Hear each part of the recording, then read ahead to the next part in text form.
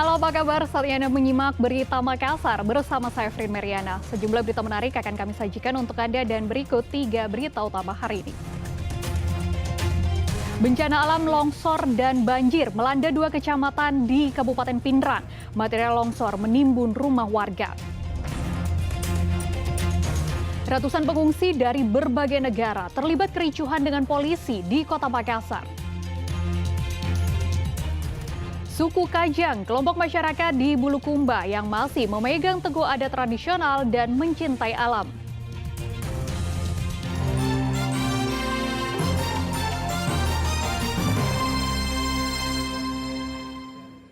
Dua kecamatan di Kabupaten Pindrang dilanda bencana alam banjir dan tanah longsor. Longsor terjadi di Kecamatan Lembang menimpa sebuah rumah warga. Sementara banjir menerjang Desa Kaseralau dan Kelurahan Kasa, Kecamatan Batulapa.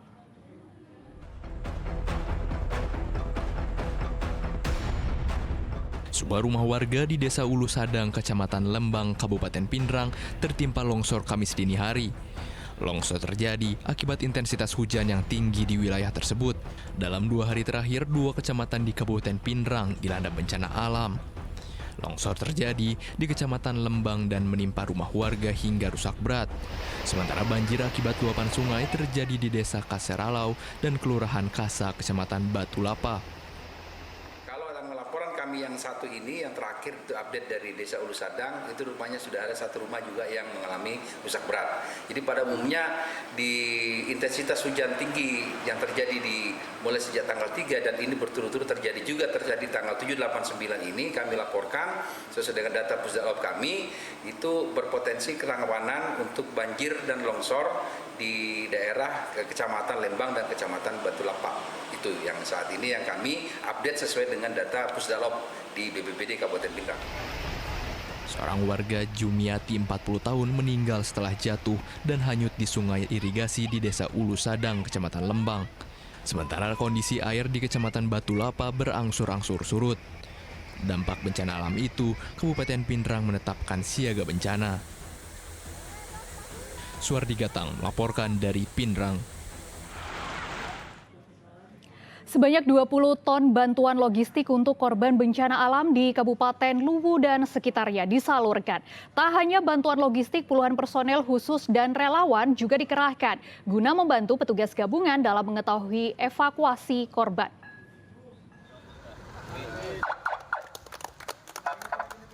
Puluhan kendaraan ini membawa bantuan bencana alam untuk para korban di 7 daerah di wilayah Sulawesi Selatan.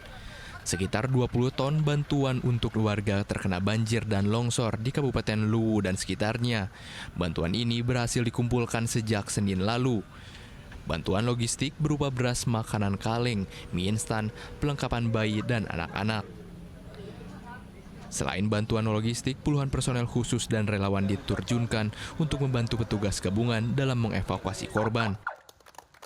Alhamdulillah hari ini kami dari pemerintah daerah ini menyalurkan bantuan ke kabupaten yang memang terkena dampak bencana yang cukup memprihatinkan, terutama di Kabupaten Luwu, kemudian Kabupaten Wajo, dan beberapa kabupaten yang memang terkena dampak misalnya Endrekang dan juga Toraja. Jadi alhamdulillah tadi sudah ini hanya 3 hari saja kita memberi himbauan kepada seluruh baik masyarakat, ASN. Ini sudah terkumpul tadi ada 1 mobil kontainer besar. Pemerintah Kabupaten Maros membuka posko bantuan dan tetap menerima bantuan bagi organisasi ataupun masyarakat yang ingin menyumbang. Posko bantuan dipusatkan di Markas Badan Penanggulangan Bencana Daerah BPBD Maros. Sebelumnya 7 daerah di Sulawesi Selatan diterjang bencana alam banjir bandang dan tanah longsor menyebabkan kerusakan infrastruktur dan jatuhnya korban jiwa. Raisa Habu melaporkan dari Kabupaten Maros. Ratusan pengungsi dari berbagai negara terlibat kericuhan dengan polisi di Kota Makassar.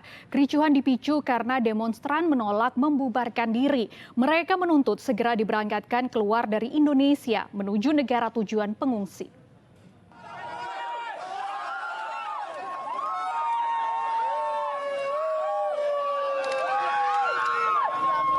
Demonstrasi ratusan pengungsi dari berbagai negara di kota Makassar diwarnai kericuhan saat kepolisian berusaha membubarkan dan membawa mereka untuk kembali ke lokasi pengungsian Selasa lalu. Saling dorong pun tak terhindarkan, hingga pengungsi perempuan terlibat adu mulut dengan petugas Satpol PP dan polisi. Kericuhan itu dipicu karena ratusan pengungsi menolak membubarkan diri dan tidak terima jika diangkut menggunakan truk milik Satpol PP. Bahkan salah satu pengungsi wanita jatuh pingsan dan dievakuasi oleh petugas Satpol PP wanita. Pembubaran itu dilakukan karena mengganggu arus lalu lintas dan digelar hingga malam hari di depan kantor UNHCR Jalan Jenderal Sudirman. Ada berapa banyak ini Pak imigran yang datang ini kurang lebih 100.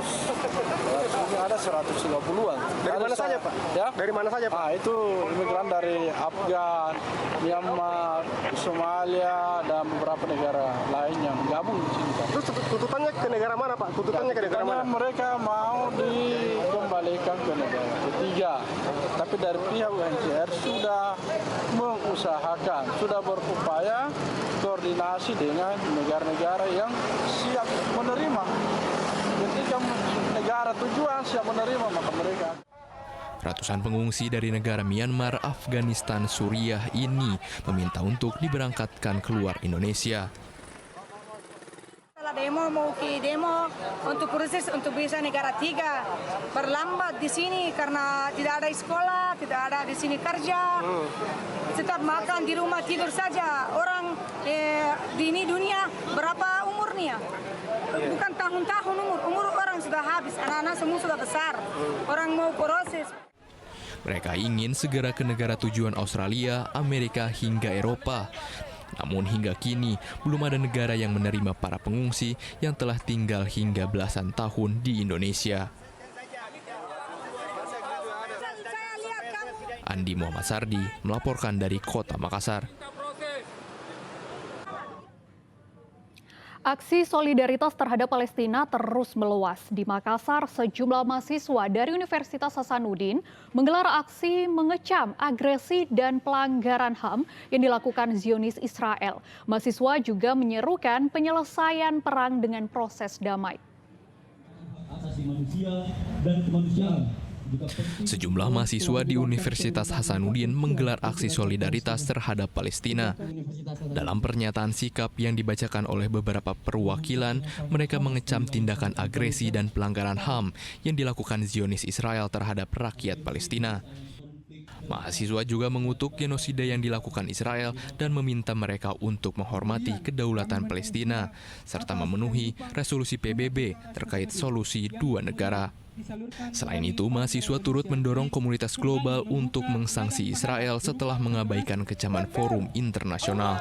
Perwakilan dari mahasiswa Universitas Hasanuddin melakukan aksi ini karena kita melihat adanya hal ini adalah hal penting yang harus diangkat kembali sejak tahun 2023 dan kembali lagi Israel menyerang Rafah yang ada di daerah Palestina dan perlu diketahui bahwa ini bukanlah konflik tentang agama atau apapun itu tapi ini adalah konflik kemanusiaan dan perlu adanya aksi-aksi seperti demikian agar seluruh rakyat yang ada di dunia ini bisa mengetahui apa yang sebenarnya terjadi dan seberapa pentingnya bahwa hak asasi manusia yang ada di Palestina diambil dan dicabut oleh bangsa Israel.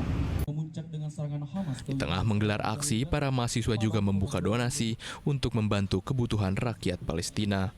Raisa Habu melaporkan dari Kota Makassar. Juga penting telah menyebabkan